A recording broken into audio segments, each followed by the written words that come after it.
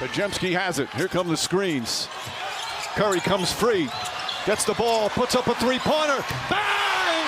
Steph Curry nails the three-pointer with 7/10 of a second remaining. Yes, welcome back to the Golden State with Mates podcast. If you've heard it before, you know that I usually do an intro, but I thought that wasn't really required for this one, that I just play that clip, and that really says it all. Steph Curry's absurd game-winning three with 0.7 seconds remaining to lift the Golden State Warriors to a 113-112 victory over the Phoenix Suns. It was his ninth of the game, following 11 made threes against the Indiana Pacers on Thursday. I thought I'd get this episode out now, first and foremost, because what a game, and some initial reaction I think is maybe better than potentially waiting 16, 18 hours and doing it tomorrow morning my time. But of course, we've got the 49ers, we've got the Super Bowl tomorrow. Starts 10:30 a.m. for me, so I'll be down at the pub by 9:30, getting on a few beers and hopefully seeing a 49ers win to back up what was an incredible win for the Warriors in this one. Continues their momentum, right? They came into it 5-1 in their last 6, now 6-1 in their last 7. They are back now at a 500 record, 25-25 for the first time since Christmas, up to the 10th seed in the Western Conference. We're kind of back. Is it too early to say? Are the Warriors back a little bit? Are we back? I don't know. It feels like I tweeted out with like 3 minutes to go in the game, I think, that, hey, this is a game that, the Warriors are up 1. It feels like this is a game that they will just go on and lose based on what they've done so far this season. And it looked good initially because they got out to a 5-point lead with like 2.5 minutes to go or whatever. And then Devin Booker just begun to heat up. And unfortunately, that's just what happens sometimes. The star players do star-level things, and he puts the Suns back up late in the game, and then they're obviously still up by 2 with 3.3 seconds to go. Steve Kerr, notoriously known this season for not taking timeouts, fortunately does take one as Steph kind of gets the rebound there on that Bradley Beal 3-point miss. And after the timeout, 3.3 seconds left, pods with what I would describe as the worst, best inbounds pass of all time. Maybe he spoke briefly about it after the game there in the post-game press conference. But whether it's intentional or not, I don't think it personally was. He threw it behind Steph, but did he throw it to in that direction just to get it away from Bradley Beal? I don't know, but whatever it was, Bradley Beal overcommitted.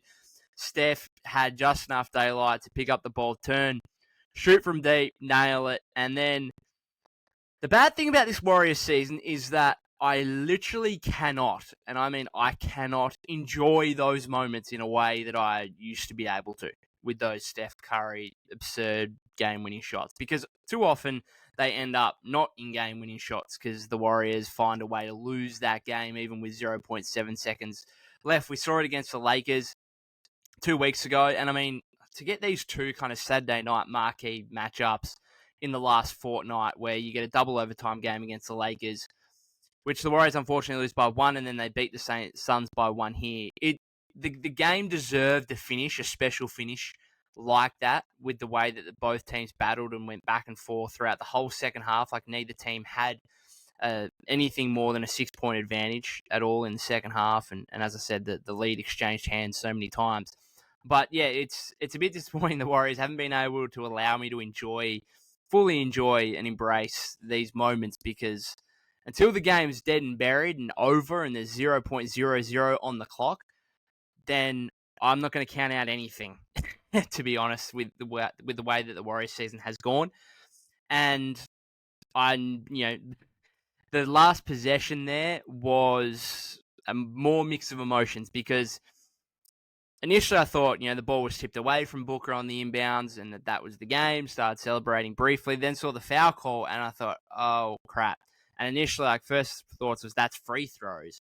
But then obviously, fortunately, the Warriors had a foul to give in that situation. A long review from the refs. I don't know how they magically come up with 0.1 being taken off the shot clock in that scenario. How do they come up with that? Like it's almost as if they just guess and they just say, "Oh, well, something's got to come off the shot clock," but we don't want it to be too much so that the offensive team can't have a catch and shoot opportunity at the buzzer. So let's just say 0.1 of a second. It's remarkable how they come up with that. But obviously that was not a controversial play because I think the right play was not the right call was made at the end. Like it wasn't a shooting foul. Fortunately, the Warriors had a foul to give. So it was all good in the end. And then obviously the second inbounds pass with 0.6 remaining. And Draymond does enough to bother Kato, who can't even get a shot up. And the Warriors survive. They escape. They hold on. And there was a collective release of air and oxygen, I'm sure, in the building. And for me, watching at home, the fact they were able to hold on and not ruin another Steph game-winning shot or what has been in the past a non-game-winning shot because they find a way to lose. But a heap of positives from this one. Again, Warriors 6-1 in their last 7 games, so really building momentum here. The best they've looked all season, I think, by far, even going back to their 5-1 starts this season. Just the way they're playing. What I do want to give them credit for in the last few minutes, because they've struggled so many times, obviously, in clutch games this season, but so many times that's emanated from just dumb, self-inflicted mistakes. And I thought in this game, I just thought Booker was great down the stretch, and there was some lapses defensively, schematically, and potentially effort-wise from JK, most notably on a couple of those Booker buckets. But there wasn't the egregious fatal mistakes that have come to plague their season, as we've seen in the past, because so often they've found a way to, have a really dumb foul that sends a player to the free throw line, or they've had ill-advised shots at poor times when not needed. I mean, going back to that Lakers game a couple of weeks ago, you had that Pods 3, if you remember, when they were, I think, up 2 with 50 seconds remaining, and he takes a kind of transition 3 with 20 seconds left on the shot clock. I spoke at length about that one, but I think most would probably acknowledge that wasn't the right shot to take at that moment. Oftentimes they have absolute BS turnovers regularly Steph and Draymond are the guys that commit those where you're just giving the ball back to the other team and giving them an opportunity to, tie the game or get back in front or extend the lead, like whatever it may be in that situation. But they've, as I said, so often committed these egregious fatal mistakes that have contributed to their 25-25 record this season, when they could easily be, they could have at least another 5 wins. They should have at least another 5 wins, potentially closer to 10. They should be 30-20 right now. This is moving forward. This is, being able to rectify those late game errors and execute in the clutch down the stretch here. And I thought they did it well, even though they were nearly about to lose until the Steph save there with the 3-point game winner. But I think in general, like there was no egregious mistakes where you point back to in the final few minutes and think, geez, that really cost them. And if I go back to, we'll get into some negatives later, but there's something specifically from early in the fourth quarter that I think would have cost them had they lost that game. So Steph has the 9 threes, 30 points, 9 of 16 from deep. What's that, 23s now in the last 2 games? Like, he's in some red hot form, just when the Warriors really desperately need it. Had 9 rebounds, 6 assists as well. So just a great Steph game and a great Steph moment for us all to savor. Some other positives from the game, though. So I think the biggest positive, win or loss, outside of Steph, was the return of Gary Payton II. I was pleasantly surprised by how good GP2 looked. Now, we've got to remember, so he's coming off a 16-game absence, but he has played two games and less than 20 total minutes in the last 31 games. And what he played, I think, 22 regular season games last year. Like, this guy just hasn't played at all since the start of the last season. Like, he had that, obviously, was it the hip surgery or whatever, or the abdominal surgery, going back to after the 2022 championship. Completely ruined his tenure in Portland, gets traded to the Warriors. Played reasonably well at times late last season, but I think was still impacted a little bit by it. And then this season he's had the calf, he's had the hamstring, just some serious, lower leg issues that have put him out for significant time here. And we really just need a a big GP2 stretch without injury and just let him get back to what he does best on a consistent basis. Because I think with all the time that he has missed, we kind of forget how impactful a guy he is. And there's been times, and I've even said on this podcast, where I've questioned, hey, is he like even in the nightly rotation, or is he more of a guy you kind of pick and choose depending on the matchup? And obviously, a team like Phoenix who got Book and Beal, like he was always going to be a player to feature in this game.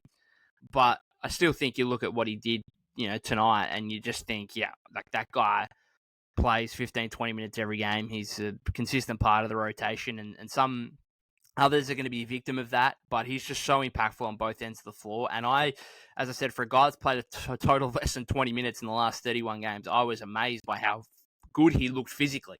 Now, obviously, as we go forward here, he gets more games under his belt. Like the wear and tear could, build up a little bit, I suppose. And, so often it's the second, third, fourth game back that's actually more difficult than the first. But I just thought he looked amazing physically on both ends of the floor, was able to get up for a couple of alley-oop dunks / alley-oop layups. I was surprised. I was pleasantly surprised by how good he looked, and he's such a weapon defensively. Again, he was able to kind of guard KD a little bit, which is just amazing for a guy that's 6'2", 6'3", guarding a guy that's nearly 7 foot and really not giving up a whole lot and still being able to battle it the way he does. He's just a special defensive player. Hit a three, which, again, the three ball is so important to him because if he can hit it at, league average rate, 35, 36%, he's going to be left open all the time. That's just going to be so critical to how much he can play because, we saw Pods close tonight, and I think, we'll get into that soon. That's the Warriors' best lineup at the moment, Steph, Pods, Wiggs, JK, and Dre. But I think there's going to be times closing games where you might have GP2 out there instead of Pods, and that kind of fifth guy is going to rotate fairly heavily, just with what he's been able to do defensively. And, perhaps if he closes that game over Pods, maybe you get a couple of stops on a couple of those Booker buckets that you may have otherwise not got. So he's a special defensive player, and let's hope, fingers crossed, that he can get an extended run at it here over the remainder of the season, healthy.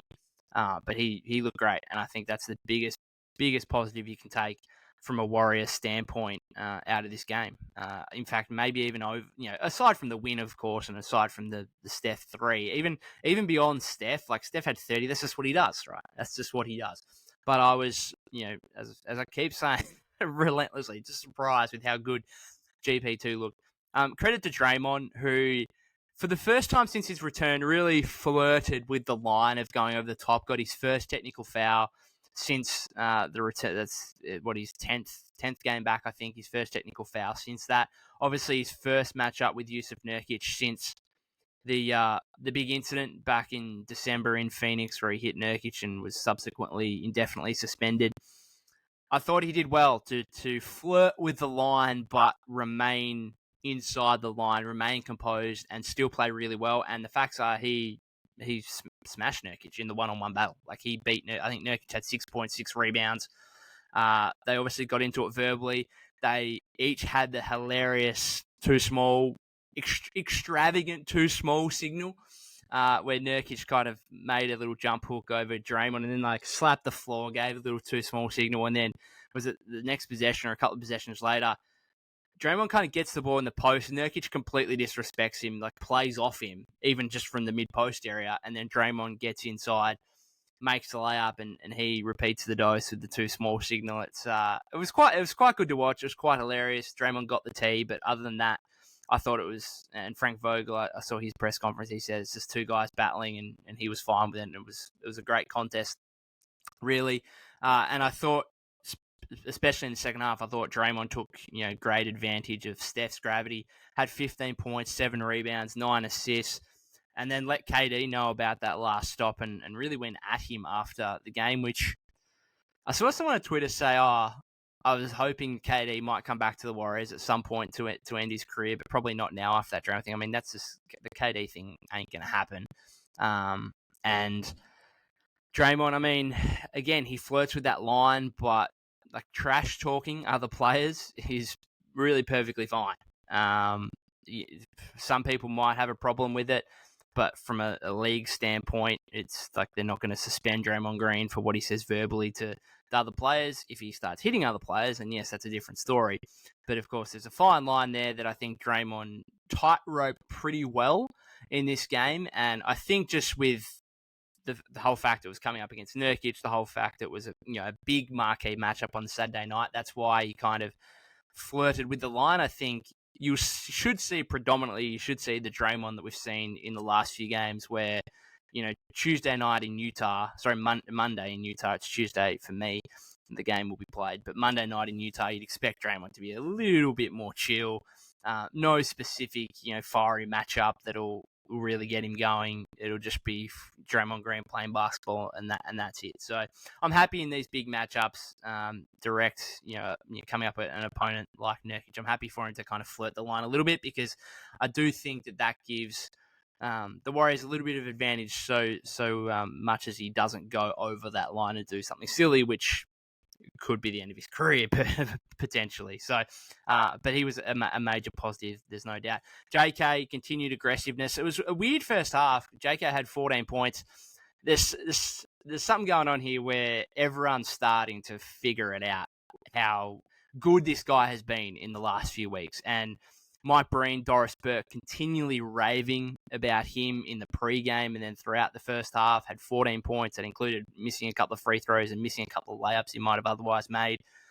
Really aggressive, to the point where maybe too aggressive, but he's got to a point now where he's earned that. Where in the past, without as much trust from Steve Kerr, without as much trust from his teammates, you could see, JK miss a couple of shots inside or turn the ball over driving to the rim, and you think, like, come on, JK, what are you doing? As now, if he does that, it's like, yep, like you're the second best scorer on this team. Like, you're not going to make every basket. You might turn the ball over here and there. Like, it's bound to happen. But you know what? You do everything. You do most things so well that you just live with the shots that he misses or the odd turnover here and there. Like, you just live with it. He's the second best scorer on the team, and that's part and parcel. Like, Steph isn't going to make every shot that he takes. Steph is going to turn the ball over randomly here and there. All the best players do it. And so JK, he's not perfect. And I've been encouraged by these last few games where, today, 21 points, 9 of 18 shooting. Was it a great JK game? I don't think it was a great JK game, and yet he still has 21 points. And I was saying this to a mate the other day, is that because he's got a bet on JK most improved, and he's come in from my mate got on him at 51-1, and now he's into 13-1 for most improved. I think he's fourth favourite behind Maxey, who's kind of a bit of a drifting favourite after being basically an unbackable favourite. Then Şengün and Kobe White. JK's fourth and rising quickly. And I was saying to a mate the other day, like, his bad games now are still 16 to 18 points on 50% shooting. Like, that's his bad games. And his good games are 25 plus points. Like, there's a consistency factor here that is really coming into play, where you just know what you're going to get. Like, he is your 18 to 20 point scorer every night, like even on a bad night. He's that guy. And so, again, it wasn't a great game. He obviously had that dunk rejected by KD, in the last minute, and then kind of rushed the putback attempt that he missed. A few lapses defensively, a few ill-advised fouls. Wasn't his greatest game, but still a reasonable game. Loved his aggressiveness, and 21 points. Like, you can't scoff at that. And if he's doing that on an average night, then you can just see what the Warriors have got in him right now. Pods, again, was the inbounds pass intentional? I don't know. Who cares? Still a really good game from him. Good to see him take and make a couple of threes. There's been this weird thing going on, which has really caught the attention of social media, that's for sure, and Warrior fans, where he's just not shooting the ball for a guy that is a pretty decent shooter. Is he still above 40% from three this season? He might be, but and he was 40% from three in college last season. Like, he's a good shooter, and yet he refuses to take some of these ones where he's fairly wide open. He just gives them up and looks to attack the paint instead, which sometimes works, but other times there's, like, you look at it and you think, mate, you just got to shoot that. Like, that's a wide open three. You're a decent 3-point shooter. You got to take that.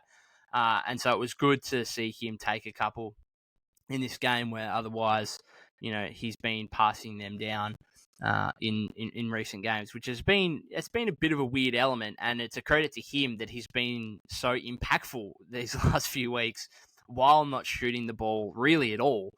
Just goes to show you the different elements and the different aspects that he can contribute to, whether it be his rebounding, whether it be his playmaking. He's had, 3 straight double-doubles recently without turnovers as well, which is just incredible. And it's going to be a matter of time here before he has a triple-double. Like, he had, 10, 8, and 7 today. He played 35 minutes again. Like, he's playing almost the most game time. We played the most game time of any Warrior played today. It's quite incredible. Like, he's just, for a young player, Steve just has so much trust in him where it's like, okay, you're a bench player, but you're playing 30, 35 minutes. If you are a betting person and you could bet on next year's Sixth Man of the Year, Pods might be a good bet. Now, you obviously can't do that, but I'll tell you what, as soon as that if this continues, and as soon as that market comes up in the off-season, that's a good bet. Brandon Podziemski, Sixth Man of the Year, because, I mean, I don't think he's going to be, even though right now he's in the best lineup, I don't think he's necessarily going to start over Klay anytime soon, even going into next season. Obviously, you could start if Klay leaves him for agency, but otherwise, I don't see him necessarily starting. I just see him, for the moment, just being a sixth man, seventh man who plays 30-plus minutes. And it's going to be interesting to see because some of his minutes will have to be eaten up by Chris Paul, but you don't really want them to. And this goes back to, if you haven't checked out my last episode, go and do that, where I spoke a lot about CP3 and his return, assuming post All-Star break, and how the Warriors, the lineups will kind of configure and how the team will play once CP3 returns. So it's going to be very interesting, but Pods just continues to be excellent and such a positive for this team. Leicester, I thought Lester Quinones was good. A bit of controversy there I'll get to in a second. Hit a couple of big threes. Like, he's a shot maker and he can do a bit of everything. Wiggs, it was like an okay Wiggs game. 5 of 13 doesn't look great, and I spoke again last episode about the efficiency being more important than necessarily the scoring numbers from him. Not a great game, but not an awful game either. Not a game where you think that all this momentum and confidence that he's built over the last couple of weeks just dissipates. Like, it's going to continue, hopefully. And he just, even though he missed some shots in this game, I thought he looked so much more confident. Like, there were times earlier in the season where he was at rock bottom where the dude couldn't handle the ball. Like, he'd put the ball on the floor and just lose it. Or, like, he couldn't catch the ball. He was that low on confidence. And now, like, the confidence is there. And yes, you're still going to have nights where you miss shots, and that's fine. You're not going to be 21 points every game on 9 or 12 shooting. You're not going to do that like you did against Philly kind of thing. But if you can be what I spoke about last episode, if you can be high 40% from the floor and, high 30% from 3 overall for the second half of the season, then that's where we need him to be at. We need him, 15 point per game scorer. He has 12 tonight. It's fine. And I think the momentum and confidence that he's building, that continues from this game, even though the efficiency wasn't necessarily there offensively. And I thought the defense overall was really good. Like, this is a Phoenix team that entered second in offensive rating over the last 9 games, where the Warriors were third, I think, in offensive rating over the last 9 games. So I thought that the defensively, I thought Golden State really stood up, and they clearly found something here in the starting lineup, and in the lineup, I suppose, where Pods is in there instead of Klay. It's working, and it's so good to see. And Draymond, I mean, this is why, like, so many fans, during that indefinite suspension, trade Draymond. You got to get rid of him. You can't put up with this crap anymore. This is why you put up with the crap, because he's such an impactful player to winning. He's such an impact. Like, the Warriors without him, worst defense in the league. They had a 15-game stretch there. They were the worst defense in the league. They just, like, statistically were the worst defense in the league, 30th. And then he comes back, and over the last 10 games, they're top 5. They're top 5 defense in the league. Like, that is the difference between no Draymond Green and Draymond Green. Not just with what he does individually, of course, but just how he sets the team up. He tells people where to go, and just the confidence levels of everyone defensively when, perimeter defenders like Wiggs and JK can kind of have more confidence in their ability, knowing that if they do get beaten, then there's going to be, majority of the time, Draymond, on the back door, kind of saving them, basically. So everyone can just play with so much more confidence on both ends of the floor when Draymond's out there, and that's why they put up with some of this crap, which they're not going to put up with for much longer, because I don't think the league's going to let him get away with it for much longer if he does it again. but his impact is just undeniable. It really is. So the defense over these last, especially after that Hawks game where they obviously gave up 140 plus in overtime. But since then, 98 points against Brooklyn, really strong performances against Philly, 104 points, Pacers 109, where Pacers have been top 3 offense in the league this season. And then this one as well, like Phoenix, Devin Booker, KD, Bradley Beal, who each had their moments in this game, and Book especially down the stretch. But I thought overall, Warriors being able to keep them to 112 points is, in this modern NBA with the amount of offense we see, I think is a pretty good effort. So defense certainly a positive. Few of the negatives here. Klay, again, spoke a lot about him last episode, but a bad Klay game. Obviously had a really good one in Philly, missed the Indy game on his birthday with illness. 5 points, 2 of 10 shooting, only 24 minutes, doesn't close in each half, and obviously most importantly, doesn't close down the stretch in the fourth quarter. Clearly it's going to take a toll on him to kind of realize and understanding knowledge that, hey, there's a rookie here who's played 50 NBA games that is closing over me, a 5-time All-Star, 4-time NBA champion, top 5 player in franchise history. That's got to take a toll on anyone. And I was kind of, each of the timeouts over the last 5-6 minutes of the game, I was, especially if it came after a Warrior bucket, I was visibly like looking to see like Klay's reaction. Is he up and about, high-fiving everyone? And I think he was, for the most part. If you find footage that says otherwise from this game, then send it through to me. But otherwise, I thought he was pretty positive on the bench late in the game. Obviously came back in for that final offensive possession. He's still going to have a huge role going forward. And it's just going to be on a game-by-game basis. Sometimes he's going to have it and he's going to be able to score, an efficient 18 to 25 points. And then some nights he's not going to have it and he's only going to play 20 to 25 minutes, especially with Chris Paul coming back. You might see his minutes, reduce a little bit even more with that. And it's just what it is. It's just who Klay Thompson is now. And yes, it hurts when the guy's making $43.2 million. But as I said on last episode, let's fast forward 12 months. I think he's still going to be a guy that averages 15 points for you on 40% from 3. And he's going to be making $15 to $20 million. And it's going to feel a whole lot better from a franchise standpoint and from a Warrior fan standpoint when you can all of a sudden compare Klay Thompson and what he's doing to perhaps over half the salary that he's on right now. Because that's the big thing. Like, you, as a team that's paying $400+ million on their roster in salary and luxury tax payments, you want to try and make the most of that, don't you? And paying Klay Thompson $43.2 million combined with paying Chris Paul $30.8 million, that's not maximizing what you're spending, is it? That's just business. And, hopefully Klay and the organization can reach a number in the offseason where they come back, Klay comes back, because I think it would suck for him to be ever in a different NBA jersey. It would just flat out suck. Shouldn't happen. Hopefully they can reach an agreement where, he's $20 million a season or whatever for the next 2 or 3. And that will ultimately end up in, being able to live with some of these nights where he's not a closer, live with some of these nights where he's 5 points on 2 of 10 shooting. You can live with that a lot better when the guy's on $15 to $20 million rather than $43.2 million.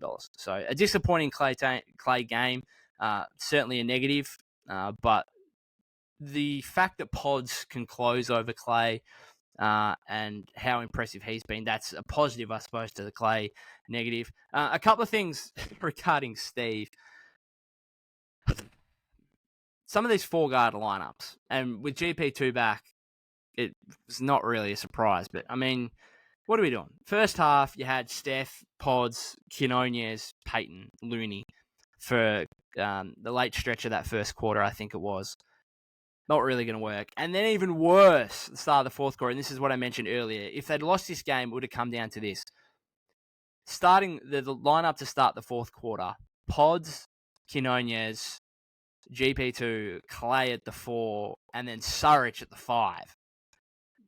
Practically 4 guards and the worst defensive center in the league, and I'm happy to call him that. Like, he's the worst defensive center in the league when he's out there, Dario Saric. So they actually went on a little set. So Suns started the quarter with, I think, 5 straight points. And then they actually went on a 7-0 run. I think that extended the length of which Steve was going to play that lineup, forces the Suns timeout, and then the Suns come out and rattle off a few more points. And anyway, that lineup, that 5-man group, was a -4 in less than 4 minutes, which is not horrific. Like -4 is, it is what it is. It's okay. It's not, disastrous. It's not, -10 in 4 minutes or whatever. But in such a close game where, the lead's exchanging hands throughout the second half, that could have, you look back, you lose that game by 2, Steph doesn't make that shot at the end, you lose 112, 110, then I would have certainly looked back at that little 3.5, 4-minute period and think that's where you lost the game, because that was just a completely stupid lineup.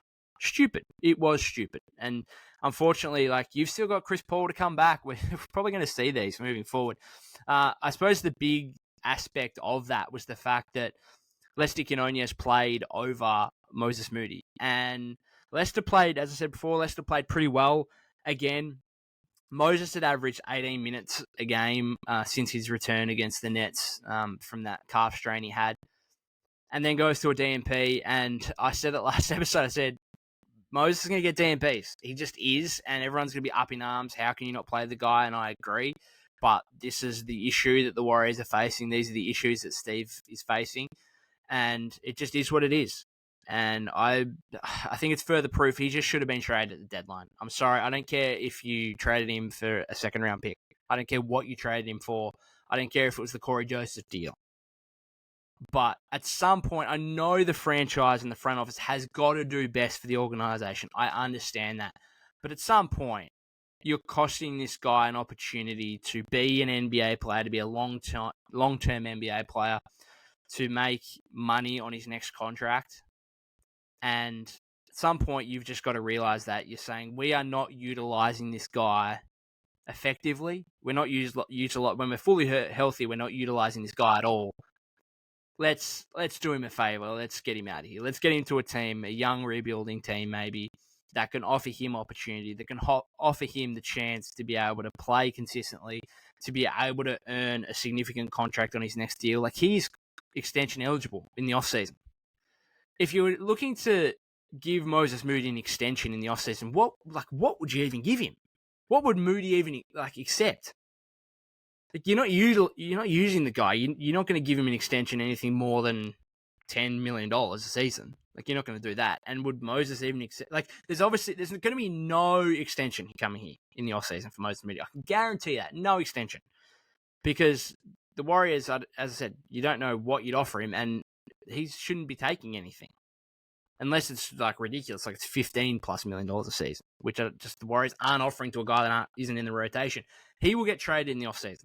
If this continues, and I think it will, unless there are injuries, which can open a path back, where he did have that kind of open seam with CP3 and GP2 going out. He had back-to-back 21-point games, and unfortunately, at the end of the second of those, he got injured himself, which really, that was the opportunity, and unfortunately he missed it through really no fault of his own. It's an unfortunate injury that happens, and it just came at the worst time because that was his opportunity. And now, unless there's injuries again, which there could be, you don't know how much you can hold faith in GP2's body. There could be injuries here where Moody can get back in the rotation. But unless there's that, or there's the team dramatically drops off again and goes through a really bad stretch of form, I don't see how he plays. I'm sorry, I don't see it. And fans are going to be up in arms about that, and rightly so. He's too good not to be playing. But that's just the reality of the Warrior roster right now. It just is. And I don't think if they were to trade him, before the deadline or in the offseason, then they get nothing back for him. I don't think he's going to hurt them in a way that if they traded Kuminga, he would have. Because JK is developing into a star now, but even 2 months ago, we were saying this guy still has all-star level potential. He just hasn't been given the opportunity yet. I don't think we're saying that about Moody. I think we're saying he can be a really good long-term 10-year role player in this league, but there's most Moody's never going to be an all-star caliber player. He's not going to be an all-NBA player. And so the Warriors could lose themselves a really nice 15 to 20 minute rotation piece that he develops into on another team. And if that's the case, so be it. Because I think you just got to do right by your player at some point. Even though I know, first and foremost, you got to prioritize the franchise itself. I get that. But I just think today was further proof that Moses should have been traded before the deadline, and it didn't really matter what you got back. Just got to do right by the player. Last thing, just in terms of the trade deadline as well, the Looney Saric TJD minutes, really odd. So Looney comes in first, and then Dario comes in, and then they obviously go back to Draymond at the 5 to close the half, which they're just going to do all the time. And then they have the second half, they bring TJD instead of Loon. Then they go back to Saric to start the fourth at the 5 with 4 guards, which, as I said, just mind-boggling. So you've got that kind of three-man rotation in the big man department coming off the bench, and it's just going to open up question marks and issues for Steve that ideally you don't want to have, where there's going to be certain nights where you need Looney, there's going to be certain nights where you need TJD, there's going to be certain nights when you need more of Saric. Like, those 3 guys, like, the difference in impact on a night-to-night basis can be so similar. And so which button to press at which time is going to be a constant issue for Steve. And again, I have sympathy for him in that regard, where could you have just made a minor trade at the deadline and got just a slightly better player than those 3 guys, where, again, I spoke about Olynyk. If you brought Olynyk in, he just is a guarantee. Like, he's just a better player than those 3. He's a better player than Looney, given his form this season. He's a boosted version of Dario, basically. And he's just better than TJD, given his lack of experience at this point. TJD could develop into a better player in time, but just for the rest of this season, just should have gone and got a guy who you can just plug in as your backup big and say, that's our guy. He plays 15 to 20 minutes every night, rather than there's going to be nights where Loon plays 5 minutes. There's going to be nights where he plays 15 to 20. Same with Dario. TJD's going to have plenty of DNPs, and he's going to have other nights where he plays 8 to 10 minutes. Like, it's just going to be, who knows, like, on a night-to-night basis, depending on the opponent, depending on how they're playing. And while that's a nice variety to have, I just think, Steve said it before in the season, sometimes you just want to know what you've got and what you're going to go to. And getting a guy like Kelly Olynyk would have given you that. Look what Daniel Gafford was gettable. The Mavericks picked him up for Rashawn Holmes in a first-round pick. Not much. I can get, like, Gafford's contract, you would have had to match salaries in some way, but I don't know. If you did Looney and Moody, would Washington have accepted that? Maybe you throw in a protected first-round pick. I don't know what it is. But he has 19 points, 9 rebounds, and a block today in 17 minutes in a blowout win against a very good team in Oklahoma City. And you just wonder, like, is that a guy? Is that a guy you could have just brought in and said, he's our backup big behind Draymond? He's going to be able to alleviate the pressure on Draymond. He's going to be able to play guaranteed 15 to 20 minutes a night, and that's what it is. And hopefully TJD can develop into that version, but I don't think he's going to do it over the second half of the season. Maybe by next season, he's the guy. But then by next season, I've spoken about, like, do you want Draymond going into a full 82-game season as your starting 5?